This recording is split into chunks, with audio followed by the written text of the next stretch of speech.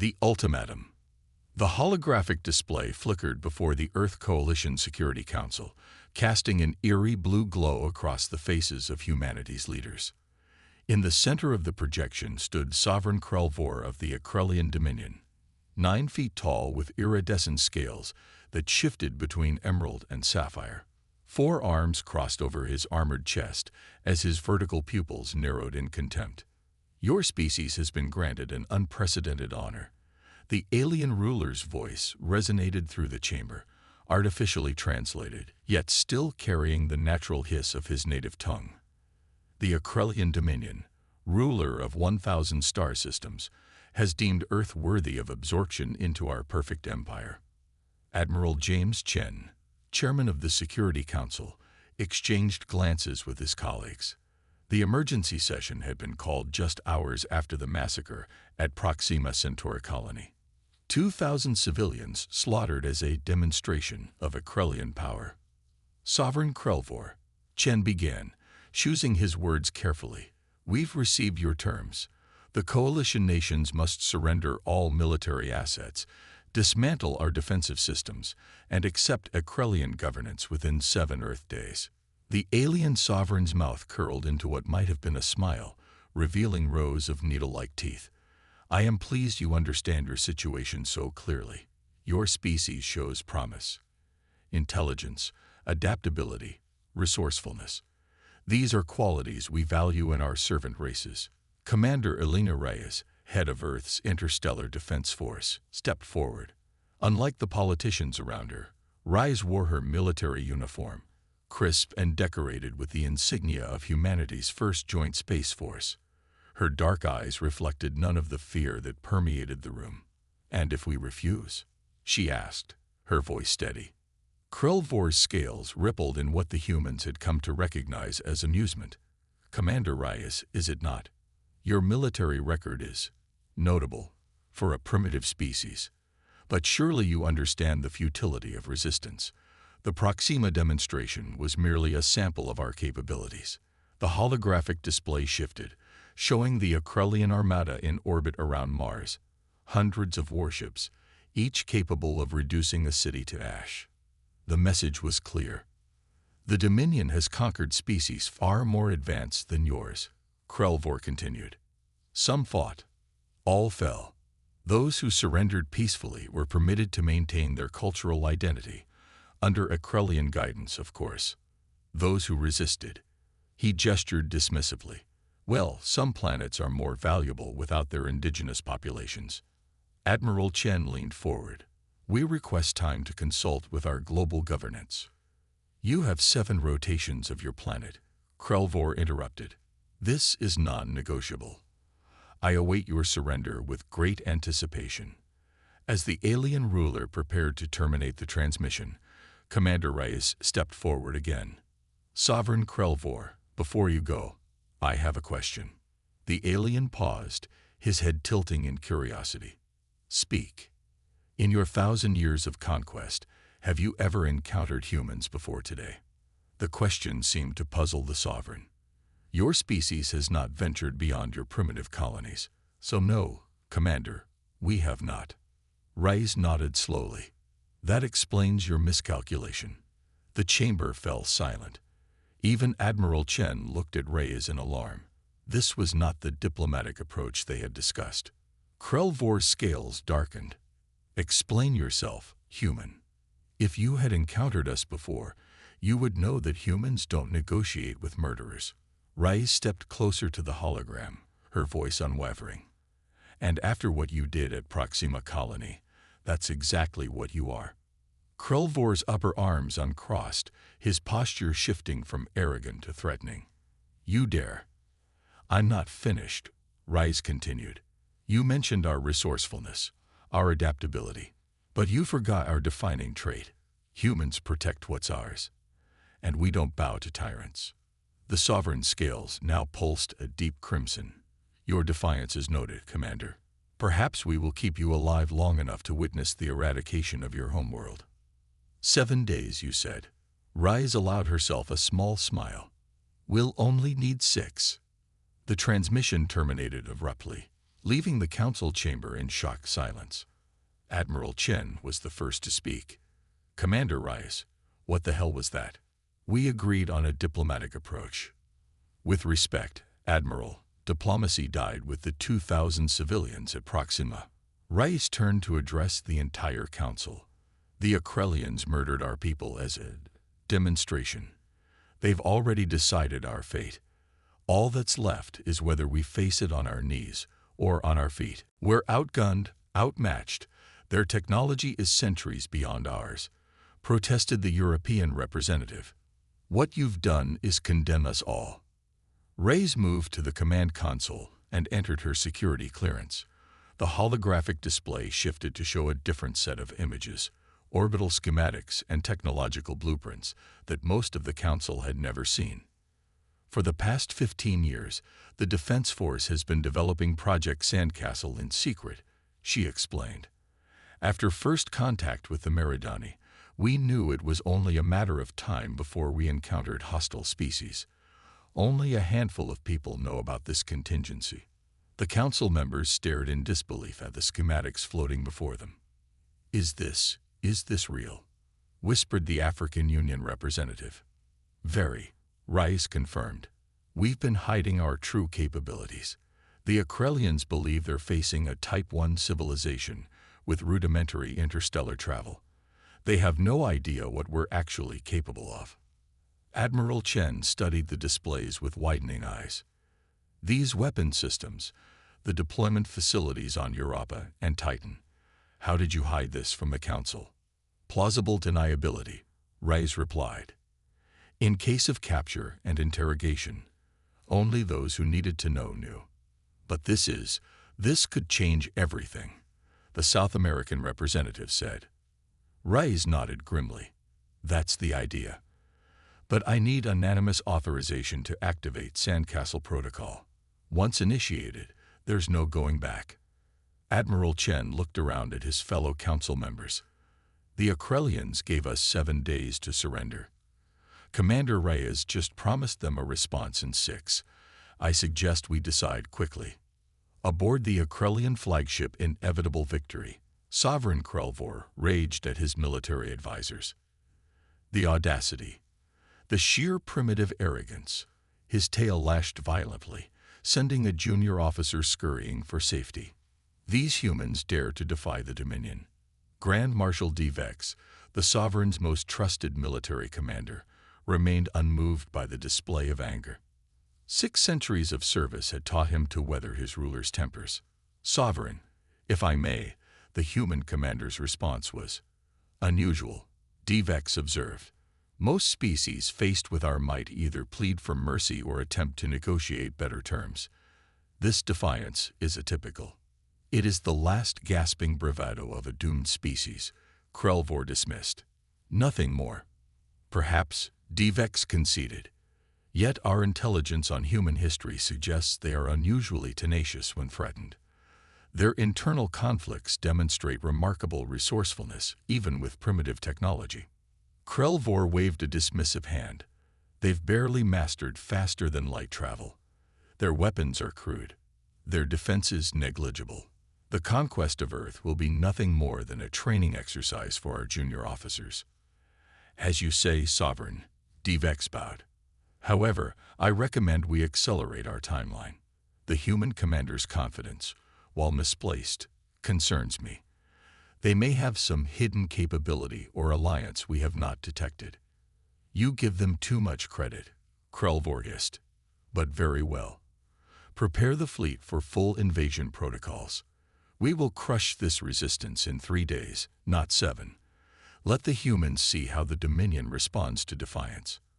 As Vex left to relay the orders, the Sovereign turned to gaze at the holographic display of Earth, a blue-green jewel against the blackness of space. Soon it would be just another acquisition in the ever-expanding Akrelian Empire.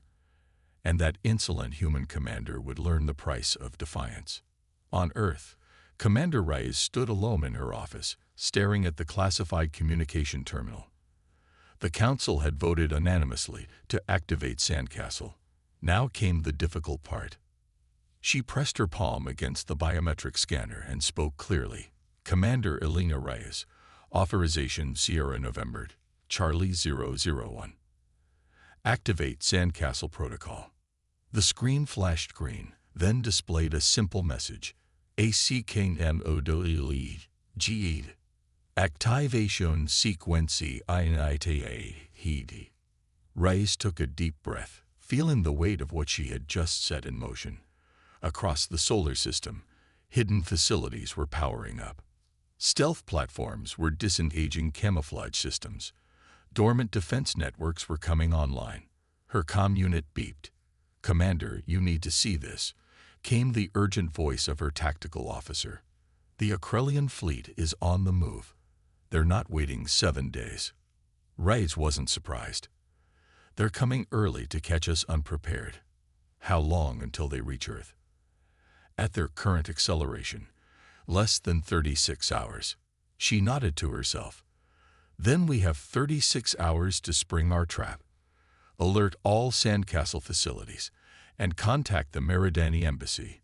It's time to call in that favor." As she ended the call, Reyes looked out her window at the night sky. Somewhere up there, an alien armada was racing toward Earth, confident in their superiority, certain of their victory. "You should have done your homework," she whispered to the distant stars. "Humans have always been good at one thing: surviving." The pieces were set. The countdown had begun. In 36 hours, the Akrelian Dominion would learn exactly what it meant to threaten humanity. The reckoning. The command center beneath Mount Cheyenne was a hive of controlled chaos. Tactical displays showed the approaching Akrelian fleet, hundreds of warships arranged in perfect formation, bearing down on Earth with the confidence of predators who had never known defeat. Commander Elena Reyes moved between stations, checking readiness reports from Sandcastle facilities scattered throughout the solar system. Her expression revealed nothing of the storm of emotions beneath: fear, determination, and the crushing weight of responsibility for humanity's survival. "Status report," she ordered, stopping beside the main strategic display. Colonel Takahashi, her second in command, straightened. "Sandcastle is at 94% operational capacity. All stealth platforms are in position. The Meridani have confirmed their support fleet is standing by at the rendezvous point." "And the Akrelians?" "Still accelerating. Estimated arrival in Earth orbit, 28 minutes. They're broadcasting their victory speech already, transmitting on all frequencies in 87 Earth languages." Reyes almost smiled at that. "Confident, aren't they?"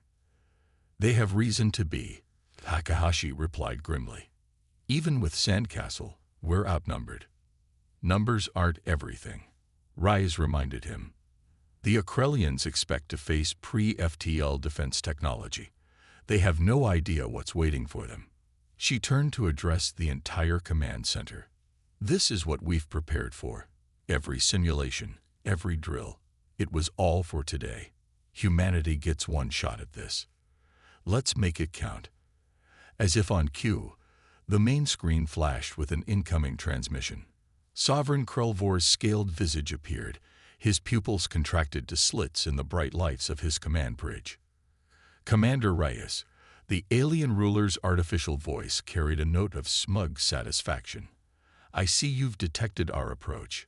I decided to spare you the anxiety of waiting 7 days for your inevitable defeat." Reyes faced the screen calmly. "How considerate of you, Sovereign.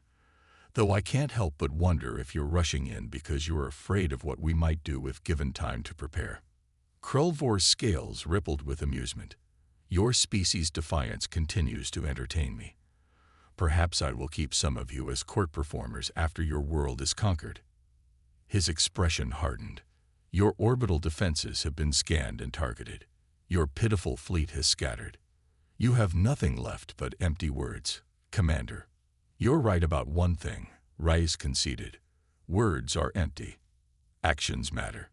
And you've already shown us what kind of ruler." Krelvor, standing imperiously at the command platform, flicked his tail dismissively.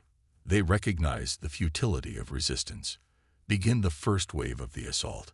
Target their major military installations as planned. Divex gave the order, though his instincts screamed warning. In his centuries of conquest, he had never encountered a species that surrendered so easily after such bold defiance. The first wave of Akrelian warships moved into low Earth orbit, weapons systems charging. On the tactical display, targeting solutions appeared for military bases across the North American continent. "Weapons locked," reported the tactical officer. "Firing solutions complete." "Fire," ordered Krelvor, his forearms spread wide in a gesture of triumph. The Akrelian ships fired in perfect synchronization. Lances of energy powerful enough to vaporize mountains streaking toward the planet below. And then the impossible happened. Just before the energy beams reached the atmosphere, they encountered something. A ripple in space, almost invisible until the weapons fire interacted with it. The beams didn't penetrate. They scattered, refracted, dispersed into harmless light. "What is this?" Krelvor hissed, leaning forward. "Report." The science officer frantically analyzed the readings. "Some kind of energy shield, sovereign. But it's not like anything in our records. It appears to cover the entire planet." "Impossible," Krelvor snarled. "No species has the technology to shield an entire planet, especially not these primitives." Divex studied the readings himself. "It's not a conventional shield. It's manipulating spacetime itself, bending our weapons fire around the planet." Before Krelvor could respond, the tactical officer cried out in alarm. Multiple new contacts, appearing from everywhere. The sensor displays suddenly blazed with hundreds, no, thousands, of new signals. From the dark side of Earth's moon, from the asteroid belt, from seemingly empty space, vessels were appearing, dropping some kind of advanced stealth technology. And they were fast, impossibly fast. The first wave struck before the Akrelian fleet could reorganize, targeting the forward elements with precision. "Destroyer Group 7 is under attack," came the panicked report. "5 ships lost already. The humans are using some kind of gravity weapon." Divex watched in growing horror as the tactical situation deteriorated by the second. The human ships were smaller than the Akrelian warships, but moved with uncanny agility, evading return fire while striking with devastating accuracy. "This is impossible," Krelvor whispered, his scales pale with shock. "Their technology. They couldn't have developed this in secret." A new transmission cut through the chaos. Commander Reyes again, but this time her image was joined by another alien figure. Not human, but tall and slender with luminescent skin and eyes like liquid silver. "Sovereign Krelvor," Reyes began, "allow me to introduce Ambassador Telix of the Meridani Confederation. While you were busy conquering peaceful worlds, we were building alliances." The Meridani ambassador spoke, their melodious voice translating perfectly. "The Akrelian Dominion has been a blight on this sector for too long. Your aggressive expansion ends here." Krelvor's shock gave way to rage. "The Meridani are observers, not warriors. You have no military to speak of." "We don't need one," Ambassador Telix replied calmly. "The humans have proven themselves worthy allies, creative, honorable, and fierce when protecting their own. We provided technological insights. They provided innovation and implementation beyond anything we could have imagined." On the tactical displays, a new fleet of ships emerged from behind Jupiter, sleek vessels bearing the unmistakable design aesthetics of the Meridani, but armed for war. Divex turned to his sovereign. "We must retreat and regroup. We're caught in a trap." "No," Krelvor roared. "The Dominion does not retreat. Launch all fighters. Target their command ships." But it was already too late. The human Meridani forces had surrounded the Akrelian fleet, methodically disabling their engines and weapon systems with surgical precision. Commander Reyes spoke again. "Your fleet is surrounded, Sovereign. Your ships are being systematically disabled. You've lost 200 vessels already, and we've barely begun." This is impossible," Krelvor repeated, his confidence shattered. You're a primitive species. You couldn't have hidden this level of technology. Actually, it was surprisingly easy, Rise replied. We learned long ago that appearing weaker than you are is sometimes the best defense. While your spies were focusing on our public space program, Project Sandcastle was developing in secret, with a little help from friends like the Meridani. On the main viewer, the tactical situation was clear. The mighty Akrelian fleet was being systematically taken apart by forces they hadn't even known existed until minutes ago. Divex approached his sovereign. Your orders, sovereign. Krelvor's scales had lost all color, fading to a sickly gray. For the first time in his long life, he faced defeat, not just a setback, but complete, humiliating defeat. Commander Reyes, he finally spoke, his voice lacking its earlier arrogance. I'd request terms. Reyes's expression remained impassive. You'll withdraw all forces from human space immediately. You'll pay reparations for the lives lost at Proxima. And you'll sign a non-aggression treaty that will be enforced not just by humanity, but by the Meridani Confederation and their allies. And if I refuse? Krelvor asked, though there was no strength behind the question. Then we continue this battle to its conclusion, Rice stated simply. And the Akrelian Dominion joins the list of fallen empires in the galactic history books. Divex stepped forward. We accept your terms, Commander Reyes. Krelvor whirled on his Grand Marshal, but Divex stood his ground. The fleet is lost, sovereign. We must salvage what we can.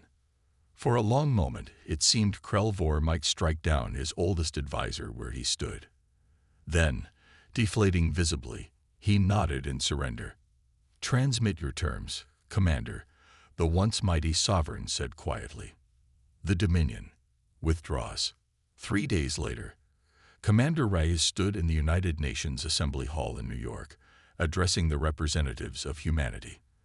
The room was packed, with billions more watching the broadcast worldwide. The Akrelian fleet has withdrawn from our solar system, she announced to thunderous applause. The treaty has been signed, and the Meridani Confederation has agreed to help enforce it. For the first time in 1,000 years, the Akrelian Dominion has been forced to acknowledge an equal. The applause continued for several minutes before Reyes could speak again. Today marks a new chapter for humanity. Our deception was necessary. Keeping our true capabilities hidden allowed us to defend ourselves when the moment came. But now the galaxy knows. Earth is not to be trifled with. A representative from Japan stood. Commander, why did you provoke the Akrelians with your defiance? You risked everything with those words. Reyes nodded, acknowledging the question. I needed them to attack before we were fully ready. If they had waited the full 7 days, they might have detected our preparations. By provoking them, I ensured they came at us in anger rather than with caution. A dangerous gamble, the representative observed. Yes, Reyes agreed, but I also meant every word. Humans don't negotiate with murderers. We never have. Throughout our history, from the smallest tribes to our greatest nations, that principle has remained constant. We protect our own. The African Union representative rose next. What happens now? The galaxy knows our true strength. Will others come to test it? Some might, Reyes conceded, but most will seek alliance instead. Already, 17 species have reached out through the Meridani, seeking diplomatic relations. The universe just became a lot bigger and more interesting. As the session concluded, Reyes walked through the corridors of the UN building with Admiral Chen. You know, the Admiral said quietly, you'll go down in history for this. Humans don't negotiate with murderers. They'll be quoting that line for centuries. Reyes smiled slightly. It wasn't about making history. It was about making sure we had a future. And now, she looked out the window at the New York skyline, gleaming in the afternoon sun. Beyond it, beyond the blue sky, lay a galaxy suddenly open to humanity, not as victims or conquerors, but as equals. Now, she said, we build something better than the Akrelian Dominion ever imagined. A future where strength doesn't mean tyranny, where power comes with responsibility. And if others like the Akrelians come. Commander Rice's expression hardened just slightly. Then they'll learn the same lesson. Humanity protects what's ours, and we don't bow to tyrants. In the vastness of space, word was already spreading from system to system, species to species. Beware the humans of Earth. They appear weak until they are not. They speak softly but strike like thunder. And when threatened, they unite with a ferocity that can bring even the mightiest empire to its knees. All from a species that, until recently, had been considered barely worth noticing in the grand cosmic order. The balance of power had shifted. A new era had begun, and at its center stood humanity, no longer isolated, no longer pretending to be less than they were, ready to take their place among the stars.